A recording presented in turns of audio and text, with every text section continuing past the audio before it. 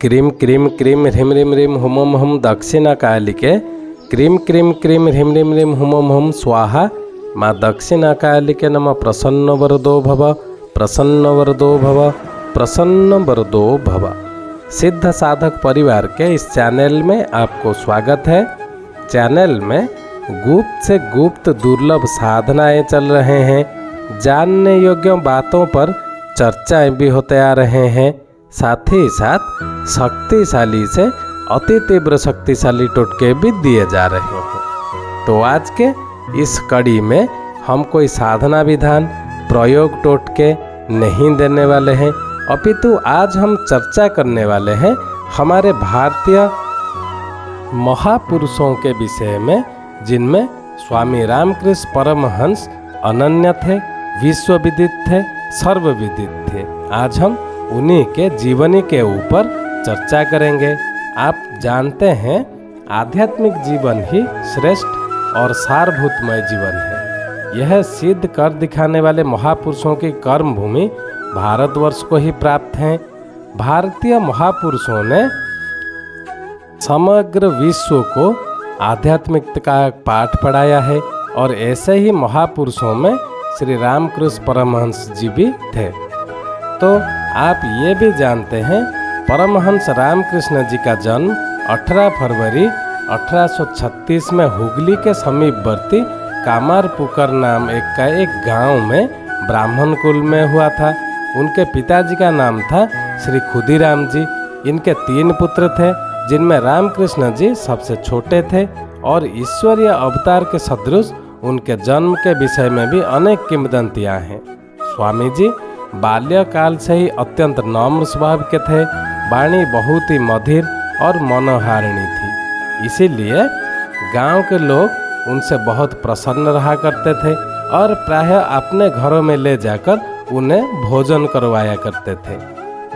उनका ध्यान कृष्ण चरित्र सुनने और उनकी लीला करने में ही लगता था। देव पूजा में तो ऐसी श्रद्धा थी कि स्वतः पार्थिव पूजन किया करते थे और कभी कभी भक्ति भाव में तन्मय होकर अचेत हो जाते थे। समीपवर्ती अतिथिशाला में जाकर प्रायः अभ्यागतों की सेवा परिचर्या करते थे। 16 वर्ष की अवस्था में स्वामी जी को यज्ञोपवीत हुआ और वे तभी पढ़ने के लिए पाठशाला में भेजे गए। उनका मन पढ़ने में बिल्कुल नहीं लगता था। संस्कृत पाठशाला में पंडितों के व्यर्थ के नित्य प्रति के वाद विवाद सुनकर घबरा गए और दुखी होकर एक दिन बड़े भाई से स्पष्ट बोले, भाई पढ़ने लिखने से क्या होगा? इस पढ़ने लिखने का उद्देश्य तो केवल धन धान्य प्राप्ति करना है।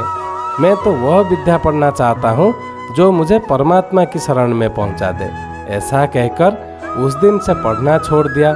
निरंतर ईश्वर उपासना, ध्यान, चिंतन, साधना और वंदना में ही निमग्न रहने लगे। कई बार तो साधना में इतना लीन हो जाते थे कि कई दिन तक भूख प्यास भी उनको एहसास नहीं होता था। आप हम सभी जानते हैं वो महाकाली जी के अनन्य उपासक थे। रामकृष्ण परमहंस जी का चित्त पूजा में लगता था, इसीलिए काली देवी के मंदिर के पुजारी बना दिए गए। वहाँ अनन्य भक्ति के साथ काली माँ की पूजा करने लगे। परंतु यह प्रश्न हृदय में सदैव हिला लेता रहता था कि क्या वस्तुतः मूर्ति में कोई तत्व है? क्या सचमुच यही जगत जननी आनंदमयी माँ है या ये सब केवल स्वप्न मात्र है? इस प्रश्न से उन्हें यथाविधि काली पूजा करना कठिन हो गया। कभी भोग ही लगाते रह जाते, कभी घंटों आरती ही करते रहते, कभी सर्व कार्य छोड़कर रोया ही करते और बोला करते, माँ आओ, माँ मुझे अब दर्शन दो, दया करो। देखो जीवन का एक दिन और व्यर्थ चला गया, क्या दर्शन नहीं दोगे? अंत में हालत इतनी बिगड़ गई कि उन्हें पूजा त्यागनी ही पड़ी। अंत में परमहंस जी अपने धुन में मस्त हो गए। दिन रात उन्हें काली दर्शन के ही ध्यान रहने लगा। उन्होंने 12 वर्ष की कठिन तपस्या की, जिसमें खाना पीना छोड़कर एकटक ध्यान में रहते थे। और इसी समय स्वामी जी का भतीजा कभी कभी जबरन उन्हें 2-4 ग्रास भोजन करा जाता था। 12 वर्ष की कठोर तपस्या के पश्चात उन्होंने अपूर्व शांति लाभ की। विभिन्न मार्गों से ईश्वर दर्शन की। शास्त्रों में बताया गया है कि भगवान की भक्ति 9 प्रकार की है, जिसे नवदा भक्ति भी कहते हैं। श्रवण, कीर्तन, स्मरण, प्रद सेवन, अर्चन, वंदन, दास्य भाव, सख्य भाव और आत्मनिवेदन। स्वामी जी ने पृथक पृथक प्रत्येक प्रकार की साधना करके पूर्ण सफलता प्राप्ति की। यही नहीं, उन्होंने सिख पंथ स्वीकार करके उसमें भी पूर्ण सफलता प्राप्त की। 3-4 दिन एक मुसलमान के साथ रहकर मुहम्मदिया पंथ का भी निचोड़ देखा। ईसा मसीहा के चित्र को ही देखकर कुछ समय के लिए आत्मविस्मृत हो गए, कई दिन तक ध्यान करते रहे। और इसी प्रकार सर्वधर्मों और संप्रदाय का मंथन करके स्वामी जी ने निश्चय कर लिया कि ईश्वर प्राप्ति के लिए किसी विशेष पंथ की आवश्यकता नहीं है, वह तो किसी भी संप्रदाय से प्राप्त किया जा सकता है।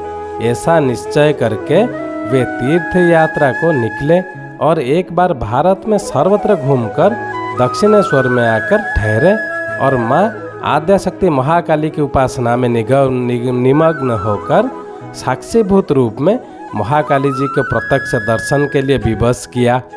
रामकृष्ण परमहंस जी ज्ञान योग, वेदांत शास्त्र, अद्वैत मीमांसा का निरूपण किया करते थे। उनका कहना था, ब्रह्म काल देश निमित्तर आदि से कभी मर्यादित नहीं हुआ, न हो सकता है। फिर भला मुख के शब्द द्वारा ही उसका यथार्थ वर्णन कैसे हो सकता है? और ब्रह्म तो एक अगाध समुद्र के समान है, वो निरुपादित, विकारहीन और मर्यादित है। तुमसे यदि कोई कहे कि महासागर का यथार्थ वर्णन करो, तो तुम बड़ी गड़बड़ी में पड़कर यही कहोगे, अरे इस विस्तार का कहीं अंत है? हजारों लहरें उठ रही है, कैसा गर्जन हो रहा है, इत्यादि इत्यादि। इसी तरह ब्रह्म को भी समझो। यदि आत्मज्ञान प्राप्त करने की इच्छा रखते हो तो पहले अहंकार भाव को दूर करो, क्योंकि जब तक अहंकार दूर ना होगा अज्ञान की पर्दा कभी न हटेगा। तपस्या, सत्संग, स्वाध्याय आदि साधनों से अहंकार दूर कर आत्मज्ञान प्राप्त कर ब्रह्म को पहचानो। जिस प्रकार पुष्प की सुगंध से आकृष्ट होकर भ्रमर समूह उस पुष्प को आच्छादित कर देते हैं, उसी प्रकार परमहंस स्वामी रामकृष्ण जी के आत्मज्ञान रूपी प्रकाश से आकृष्ट होकर भक्त स्वामी जी को सदैव घेरे रहते थे और वे सदैव सबका धर्म उपदेश रूपी वचनामृत से तृप्त करते रहते थे। और आप सभी को कुछ ना कुछ पता होगा रामकृष्ण परमहंस जी के महासमाधि के विषय में। एक दिन श्री रामकृष्ण परमहंस जी के गले में कुछ पीड़ा होने लगी, धीरे धीरे रोग कलिष्ठ हो गया। डॉक्टर वैद्यों ने औषधि उपचार में कोई कमी नहीं रखी, पर स्वामी जी तो समझ चुके थे कि अब उन्हें इस संसार से जाना है। 3 मास बीमार रहे, पर बराबर उत्साहपूर्वक पूर्ववत धर्म उपदेश करते रहे। और एक दिन आपने एक भक्त से पूछा, आज श्रावणी पूर्णिमा है, तीर्थ पत्र में देखो। भक्त देखकर कहा, हाँ। बस स्वामी जी समाधि मग्न हो गए और प्रतिपदा के प्रातःकाल यह लीला समाप्त कर दी। घर घर यह दुख समाचार फैल गया। बात ही बात में सहस्रों नर नारी एकत्रित हो गए। पंच तत्वमय शरीर पंचतत्व में विलीन हो गया। स्वामी जी सदैव शांत और प्रसन्नमय रहते थे। उन्हें उदास या क्रोध करते हुए तो कभी भी दिखाई नहीं गया। उनमें अद्भुत आकर्षण शक्ति भी था। अनुयायी उनके उपदेशों से पूर्ण प्रभावित हो जाते थे। दूसरों की शंकाओं की बात ही बात में समाधान कर देते थे।